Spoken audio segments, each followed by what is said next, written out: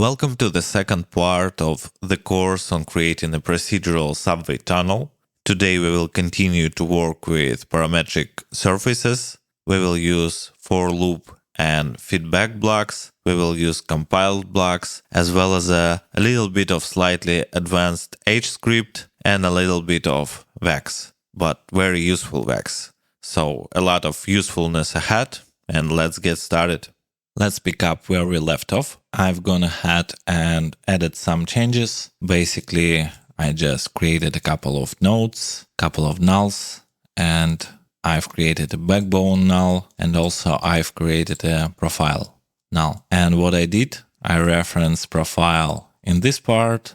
So basically this is the same circle, and backbone in this part. So I've used object merge to see the connections between nodes, and if this node name is in expression or in a parameter of another node. If you go to the View tab and select Show for all nodes under Dependency Links section, you will see all the connections between nodes, which can be super useful, but also it can be pretty distracting. And also I've collapsed our setup to subnet, and I've created a couple of parameters, one of which is offset, second one is ramp, and third one is frequency. We will use it soon. So let's add details to our existing pattern. Right now we have vertical slices, and I need to have horizontal slices, probably with option to offset it in some way for each vertical slice. If we don't need any offset, we actually in the safe place, because we can just simply duplicate this particular setup. As you can see here, we have additional set of vertical slices. And to have horizontal slices, we just can reverse this geometry, and we will choose in vertex menu the swap U and V mode. So we just sliced it up. And now we have access to each patch here. But we have slightly more advanced setup, and we will need to go over each slice and slice this horizontally slightly differently for each vertical slice. And I think it's a good idea here, just to not forget it, at some point to add enumerate here and add ID attribute for each primitive to easily get access to initial state of our slices. Maybe it's useful, maybe it's not, we'll see.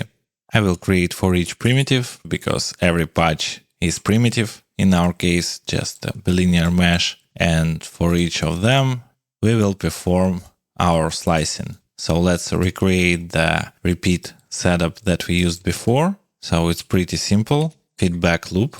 We will duplicate this repeat begin. By default, this will return on repeat begin wherever was calculated in this repeat end. So that's why it's called feedback. But we need slightly different mode. As before, we will disable this connection. So right now it doesn't return anything. And this node block begin, we will change it from fetch feedback to fetch input. And this will return us the input geometry, which in our case each vertical segment, and it will return this geometry unchanged for each iteration, which is exactly what we need. We can copy this carve node, because we will need to do essentially the same thing, and this thing will be useful to us at some point. Right now it's not working as we want it to work, but bear with me. I will add merge, I will change the order, I will create meta invert node. And instead of referencing this node from different loop, I will reference the newly created one, which will contain our iteration data. And right away, we should see pretty much the same result. We should disable the single pass, and we will add reverse node to this setup, and we will swap U and V here.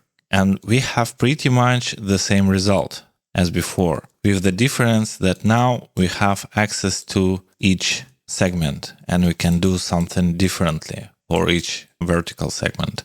Unfortunately, by default, it would be pretty slow. As you can see, as I increase my cuts, the frame rate drops. And this is a good showcase of using compiled block. Just to briefly walk you through requirements for compiled block, one of which would be to see the non-compilable sub-batch. If you press D and go to the view options for network view, you will see that under the context-specific badges, you have a non-compilable sub-batch, and you wanted to set it to normal. In my case, I have few non-compilable nodes, so this is object merge, and as you can see, there is this little sign that tells me that this node won't work with compiled block. But inside of this one, we don't have any uncompilable nodes, so we can just use compiled block. And on the both of our for each ends, we will enable multi-thread when compiled. Rarely there are occasions when compiled block will slow things down, but not in our case. And let's just compare the performance. I will just increase iterations here. And as you can see, even if I have pretty insane amount of iterations, I still have decent performance. So it's roughly like 4 to 10 times faster than without compilable block in our case. We have to fulfill some requirements though, but we will get over it. So yeah, now we have fast setup with ability to control cuts for vertical side and for horizontal side. Let's work on carve node and let's add some parameters here. These parameters would store expressions just to be able to easily reference them. So first one would be unit, second one would be the offset, and probably we will need third one.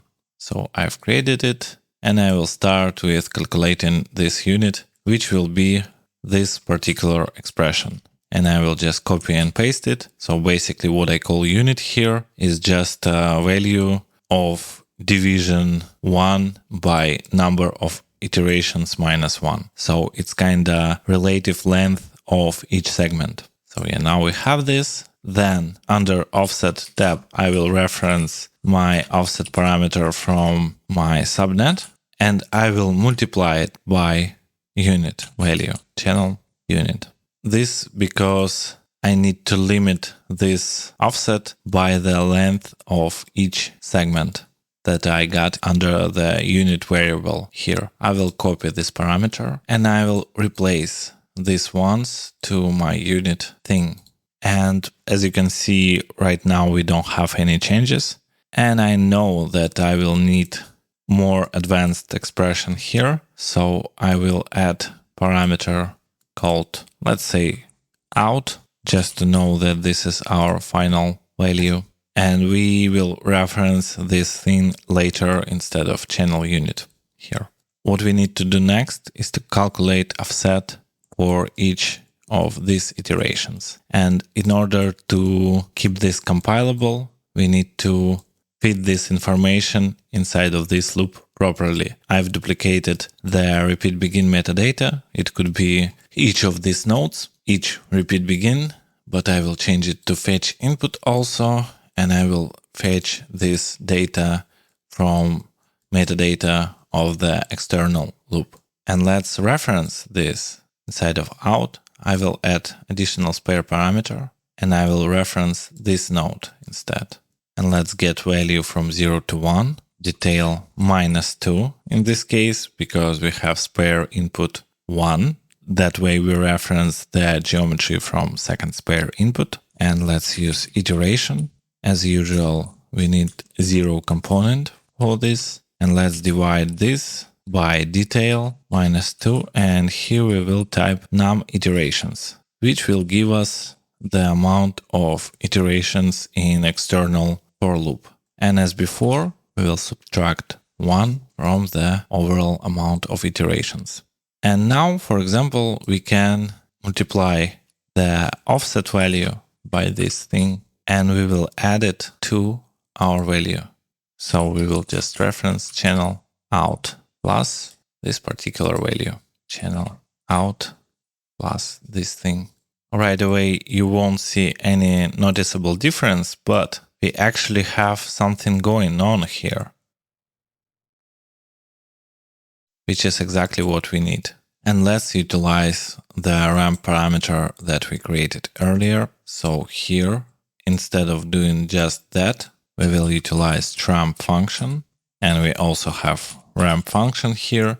And first thing that we need to do is reference some ramp. Then we feed this expression the position, which would be our kind of local curve u, I would say. So this is value from 0 to 1 for each iteration of external loop. And we need to get the 0 component of this value from this ramp, evaluated ramp. And now, as you can see, this thing resembles the ramp behavior, and we can control it. Additionally, we have frequency attribute, and we can multiply this portion by frequency. Because of the way it has been set up, we need to use fraction to get value from 0 to 1.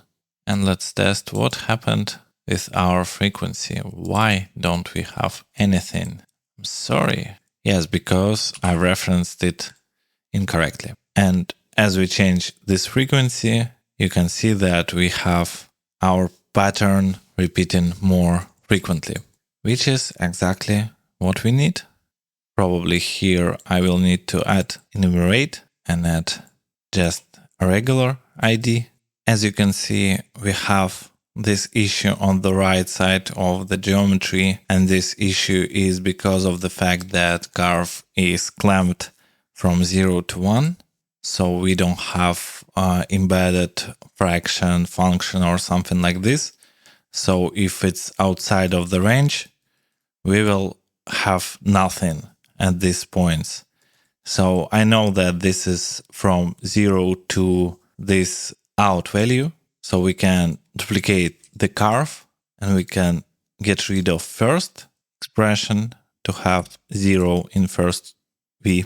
As you can see, we filled this, but it's not quite what we want, because right now it would be weird, huge thing. And to fix this, we need to get rid of anything after out expression. And now we have everything correct, and we have compensated the parts that were corrupted. Let's add this to the group. Let's call it compensate, and we have our thing going. And at this point, I think we will have the same name of this attribute, because it would be useful later when we will generate colors. But after this enumerate node, I will add curve again, and I will cut this part. So as before, I will copy parameter, paste relative references, and 1 minus first u, in this case, to have symmetrical cuts here. And we have the top part, top roof or top walls. Duplicate this node, connect first u to the first u of duplicated node, and keep outside. And this is, let's call it bottom walls.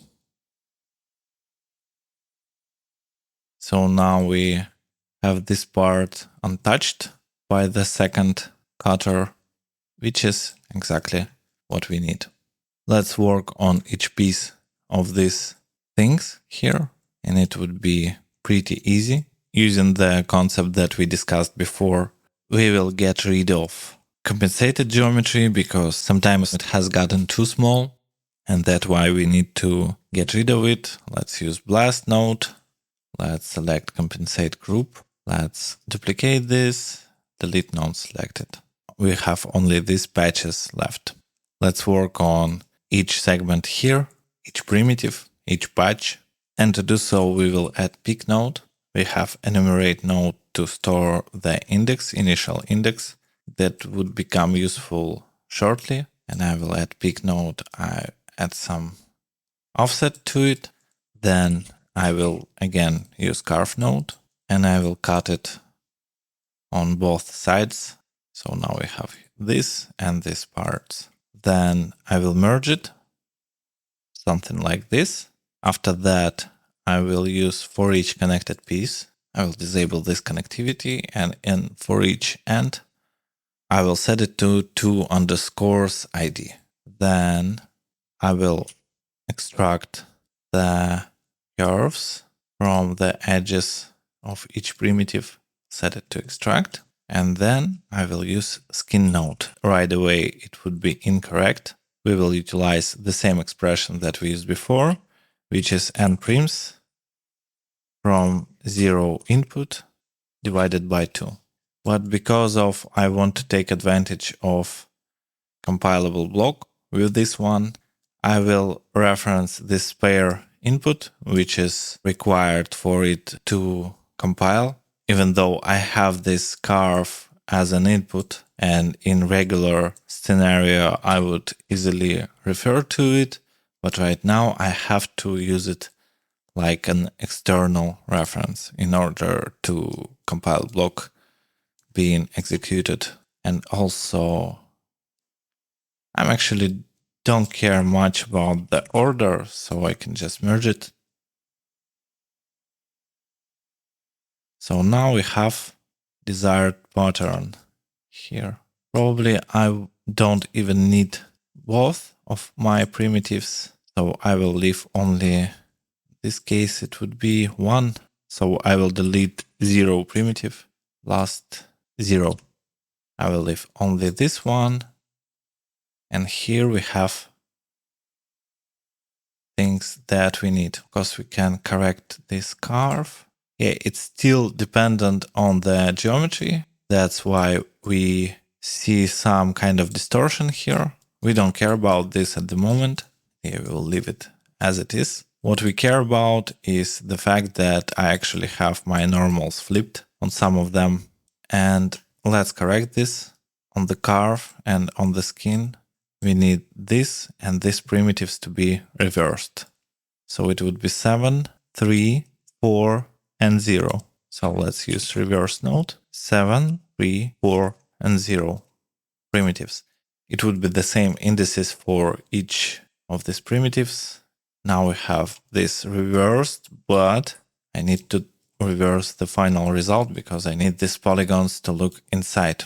And also what I missed is the space between these vertical lines. Luckily it's pretty easy to achieve. After I've added my compensate, I will add yet another curve node, and I will also cut it in some manner. I will do the same 1 minus first hue and 1 minus second hue to have symmetrical values for each of them. So I've channel referenced the first hue from the first node and pasted to the second node. And the same thing I've performed with the first V. One difference though, I will keep only outside for this outer part of geometry. So let's call it something like this. And now we have these parts.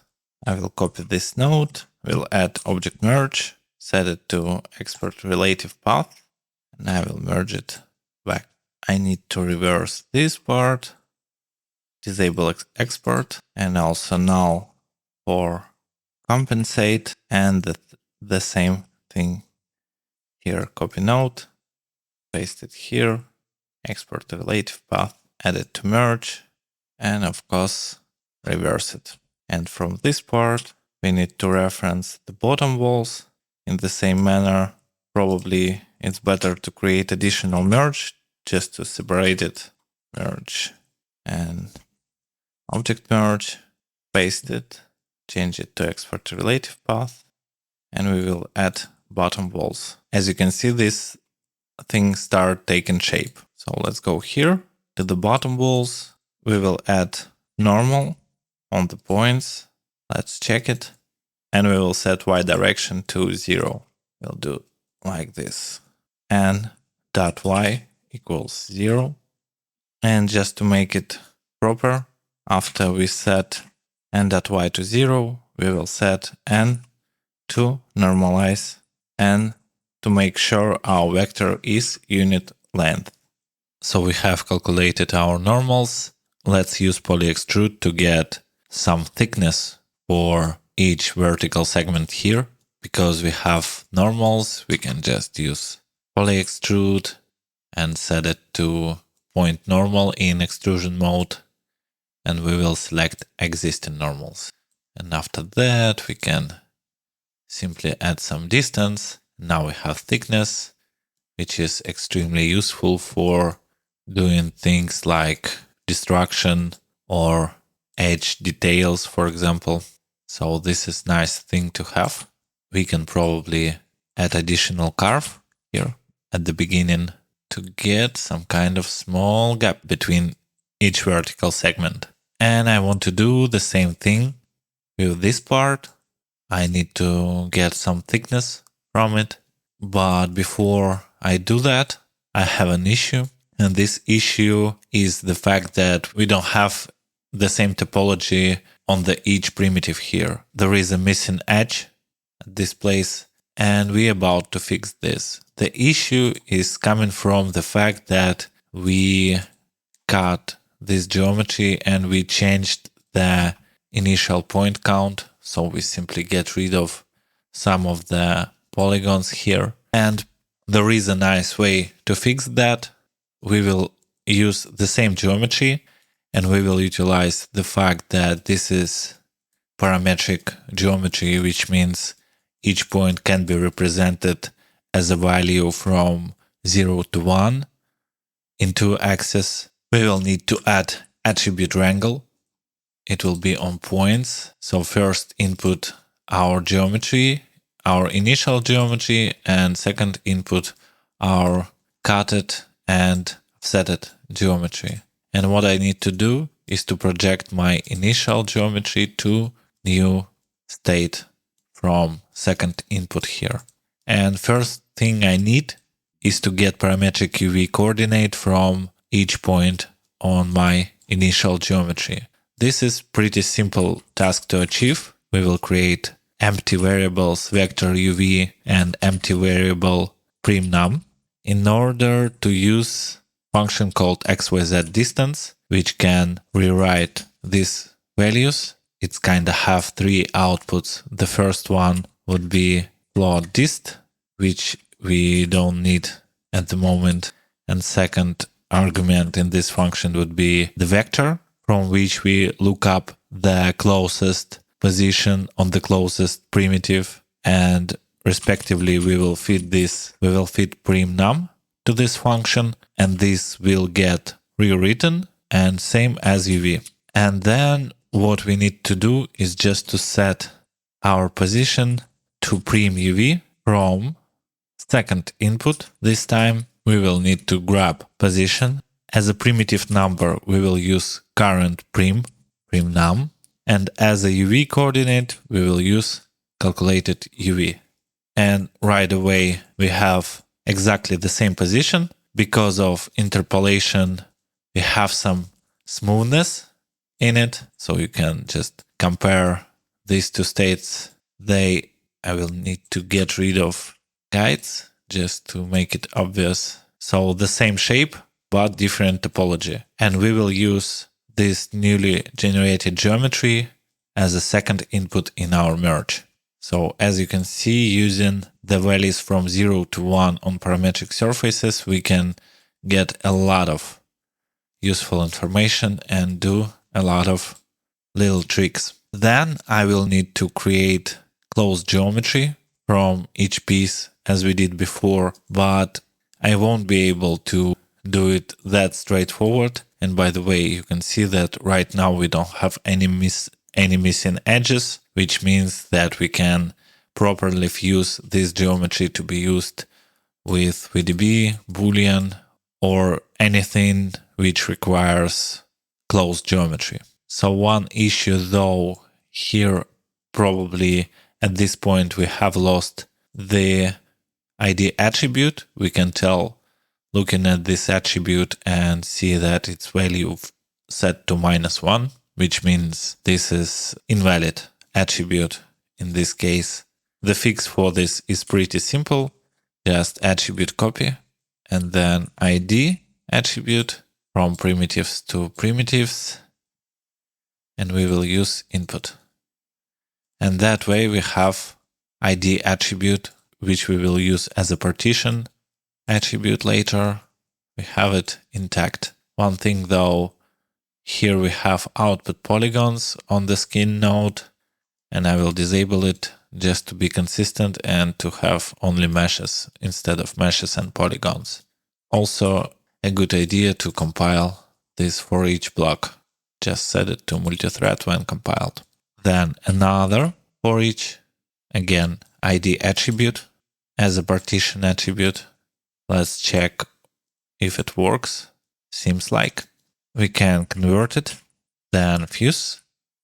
Then we need to select shared edges from it. So I will use group. I will disable base group. Let's call it edges. Let's enable include by edges mode and set it to unshared edges. That way we have and set the group type to edges, and that way we have outer unshared edge of the geometry. In order to get predictable results in terms of extrusion, after we get our horizontal and vertical slices, I will store the normals and I will store it onto the points. Let's see. Yes. And there is a peak node which recomputes point normals by default, which is not what I need. I need this thing to keep normals no matter what. Probably here. Yes. So we have exact same normals. And I will use these normals to extrude. Something happened here. So just we just need to reset cached path in these cases when changes don't go through. Then I just add poly extrude node. I will set my group to edges. I will use point normal as an extrusion mode. And that way we have our extrusion. However, one issue, we cannot just output back face as it is. So we need to use polyfill node. Probably it's a good thing to fuse it. Poly extrude has converted our primitives, our meshes to polygons by default, so we don't need to do anything additional here. And then I will just use polyfill. And it should work pretty good because we already have geometry consisting of quads and we have all loops connected properly. So now we have our geometry as a pieces. We have issue here with this additional geometry, so compensate. We can exclude this and we can add this later.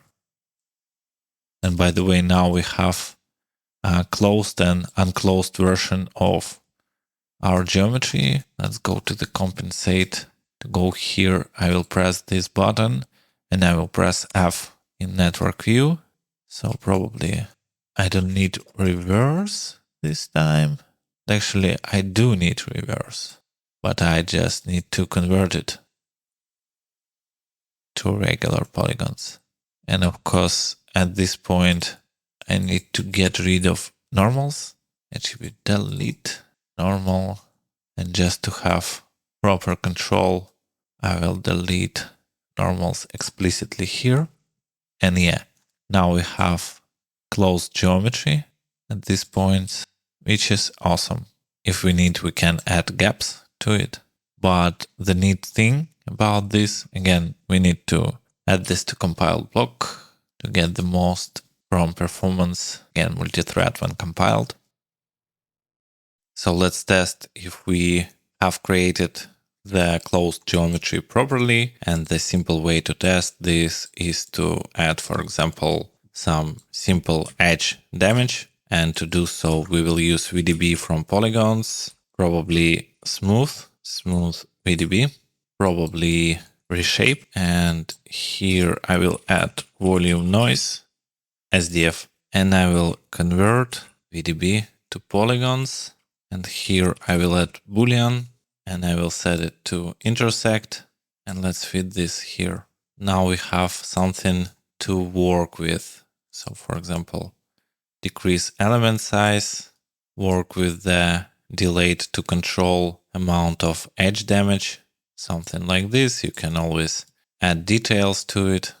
I can add normals to this part to have it more controllable.